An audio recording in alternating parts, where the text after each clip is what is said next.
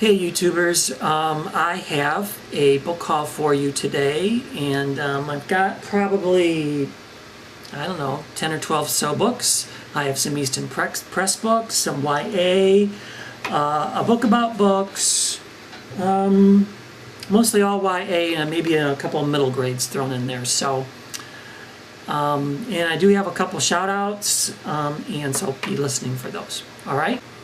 I have a couple books here from James over at Boothy0304 channel. He also has a blog, bookchicclub.blogspot.com. It's hard to say that for an old person. And he sent me a couple ARCs that he didn't want, or he had a couple copies, that kind of thing. All I had to do was pay for shipping, so I thought that was really nice of him. Thanks, James. But anyway, this one here is called Shelter. It's by Harlan Coben. And he has, or he's a writer of adult thriller, mystery type books. And the person that they're written about, I guess it would be the protagonist in these adult novels, is Myron Bolitar. These are his first YA book about his nephew Mickey Bolitar. So anyway, this sounded interesting. After tragic events tear him away from his parents, 15-year-old Mickey Bolitar is sent to live with his estranged Uncle Myron. For a while, it seems his train wreck of a life is finally improving until his girlfriend Ashley goes missing without a trace. Unwilling to let another person he cares about walk out of his life, Mickey follows Ashley's trail into a seedy underworld, revealing a conspiracy so shocking it will leave him questioning everything about the life he thought he knew. So I thought that looks good. This comes out in September 2011. The next one he sent me was called Dark Eden, and this is by Patrick Carman. Like I say, these are ARCs, so I'm not sure this is going to be the actual cover, but I kind of like it. It says, "Fear is the cure." 15-year-old Will Besting is sent by his doctor to Fort Eden, an institution meant to help patients suffering from crippling phobias. Once there, Will and 6 other teenagers take turns in mysterious fear chambers and confront their worst nightmares with the help of the group facilitator, Rainsford, an enigmatic guide. When the patients emerge from the chamber, they feel emboldened by the previous night's experiences, but each person soon discovers strange, unexplained aches and pains. What is really happening to the 7 teens trapped in this dark Eden? So that sounds really good too. Fear and fear chambers, crippling phobias. Okay. Okay, some of the other books I have in this haul, I have The Near Witch. And I know that many of you have already seen this in lots of hauls. I won't talk about it much. It's a new release. This is the 4th book, Catherine Fisher's Relic Master. 4th book in the series called The Margrave. So this is the one who wrote Incarceron and Sefik. And I have the first 3 books. Now I have all 4. So they came out, as I have stated many times, I guess in the last several months when I've hauled these books. They came out in May, June, July, and August. So she wrote these several years ago and decided to release them all. The covers are beautiful. The books are very nicely done. This one has, I just noticed, I don't remember if the other ones do, but this one has a map, sort of. Oh, it does, yeah. This is the other half of the map. You see the map there? It's the inside of the cover. And the other parts of the map are revealed in the other books. So that's kind of neat. And it's purple. So, like that, and okay. Put that back later. Okay, this one here is a new release that came out, and I don't remember who got the ARC of this, but they said it was very, very good. A Long, Long Sleep by Anna Sheehan. And, let's see, I can't remember exactly what it's about. Rosalinda, boy, I don't know why these long names. Rosalinda Fitzroy has been asleep for 62 years when she is awoken by a kiss. Locked away in the chemically induced slumber of a stasis tube in a forgotten sub-basement, 16-year-old Rose slept straight through the dark times that killed millions and utterly changed the world she knew. Now her parents and her first love are long dead, and Rose hailed upon her awakening as the long-lost heir to an interplanetary empire, is thrust alone into a future in which she is viewed as either a freak or a threat. So it sounds kind of like kind of a Rip Van Winkle kind of a thing going on. And so it's kind of a sci-fi, kind of a dystopian, kind of an apocalypse, kind of an everything book. So I thought it sounded really good.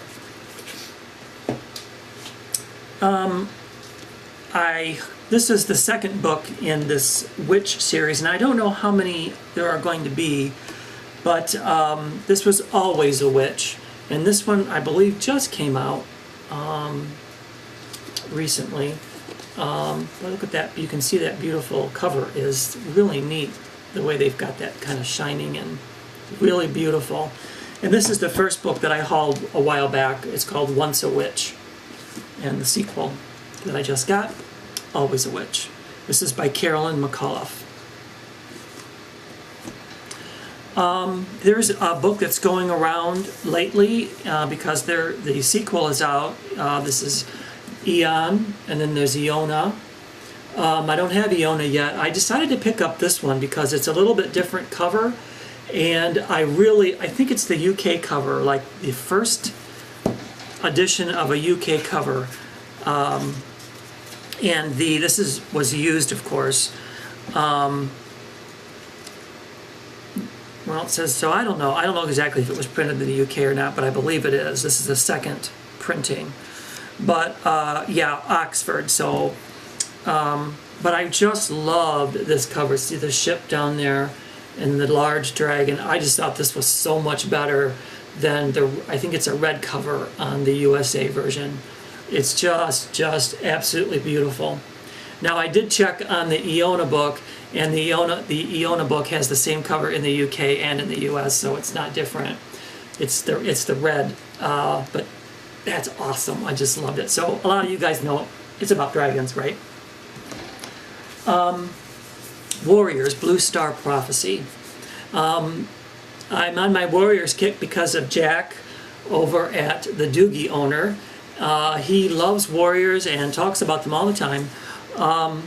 This one here I got as an ebook, and I decided because it was just kind of neat. And this is what they call a super edition, as you can see there. They're thicker. They have a manga in the back, kind of like they call it a manga. Whereas on the ebook they did not have that, and it's just basically a manga of what is to come, the next book in whatever series. I'm not real sure, but it just says an exclusive manga adventure, so maybe it just enhances the story. But in any case, these super editions, there are 4 of them out now, and the way Jack told me to read them is I read the first book, Into the Wild, the first book in the first series a while back, and this was the one he recommended to read next because Blue Star is in the first book, so and is like the head of the River Clan, if I'm not mistaken. So that looks good. This one here, Jonathan Yardley, second reading, Notable and Neglected Books Revisited. This is one of those paperbacks with the French flaps, so it's a very nicely done paperback. And I saw this from, I'm doing a couple shout outs here today, aren't I? Let me get back over here and get this person's name exactly correct. EJDagrosa, and he's fairly new in YouTube. He's an author, and I'm not sure he has a whole lot of videos out yet, but this was in one of his books for writers on writing was his video that I saw this in, and it goes through, why this person, I believe, liked specific books. So each chapter is a different book. The Habit of Being, Letters of Flannery O'Connor, which I do have a book on Flannery O'Connor, and that's his take and why he likes it, and I imagine, why he likes the writing and things like that. Book about books, I love them. Let's see, I have, I don't remember where I saw this one at. It's called Want to Go Private. Want to know me, want to see me, want to call me, want to trust me, want to love me, want to meet me. This is by Sarah Darer Littman, and it's got quite a long synopsis, but basically when Abby meets Luke online, she can't believe her luck. He's nice, he's funny, he listens to her, and he thinks she's pretty. He even gets jealous of other guys, which is adorable. Without Luke, Abby's not sure how she made it through her first year of high school. Everyone, including her mom and her best friend Faith, tells Abby that if she had just made more of an effort, and it goes on and on and on and on and on. So basically, this Luke turns out to be not exactly who she thought he was when she actually meets him. There's a lot of issues and problems that go on there. Here's a book that I got from Manda over at Book Geek, and I'll put a link to her channel below because it's spelled with a 3 rather than an E or stuff like that. I don't know. So it's kind of an odd name, but it's I Am Not Esther by Fleur Beale. And this one, I believe,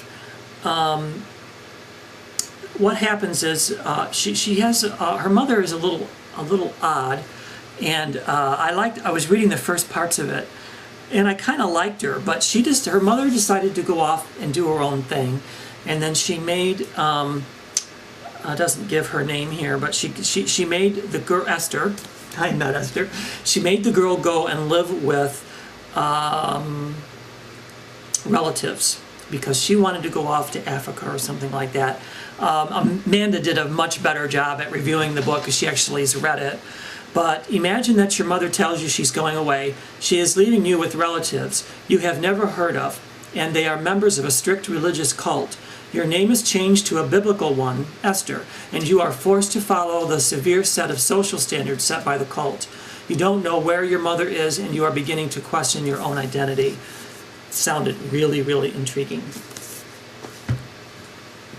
I have 2 Easton Press books for you, and let's see if I can get the book opening crack in today. This is really pretty. It's got a picture. It's obviously this is going to be a story about Antarctica, and it's called The Worst Journey in the World by Apsley Cherry Gerard. And I'm not lying. There it is. Beautifully, beautifully done. Leather bound, and let's see if we can get the crack. There's a crack. How about the front? Not too much. I kind of opened it a little bit, I think, earlier, and so yeah, kind of the crack. I have another one here, so we'll try to crack that one. It has like a map in it of the South Pole, just a little kind of a map like that, and in the back. And I do not believe this book has a lot of illustrations in it, but the pages are quite, it's over 500 pages, but I believe it had like a 4.5-star rating on Library Thing. So it was probably written back, in the early 1900s or something like that. So here's, that's part of my Greatest Adventure series, which I think I'm almost done with. So here's another Easton Press. This is part of, trying to remember if this was part of the Famous Editions. I can tell you, no, this is not. So this is part of the Reader's Choice that I'm getting, the 2010-2011 Reader's Choice. And this is The Moon and Sixpence by W. Somerset Maugham. And another gorgeous, gorgeous book. And we'll see if we can get a crack here. There we go. Yeah. Get the back. So, I know there's some people who really like to hear that when I do it. So anyway, this does have a few illustrations in it. The chapters have little things like that. And I saw a picture as I was kind of opening this. It had a full page. Let's see if we can get one. Well, that's not a full page, but there's some artwork there. And I thought I saw, yeah.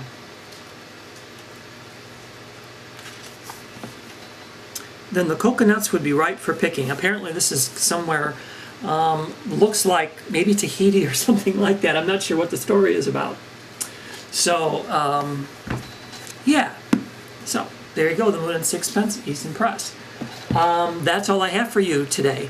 So, I did buy quite a few ebooks, but I have a couple more hauls that I want to do on the ebooks. I did one a few weeks ago. I'm probably going to split that up into 2 more, and I keep adding to it, so they keep getting longer. But anyway, thanks for watching, and I hope you enjoyed.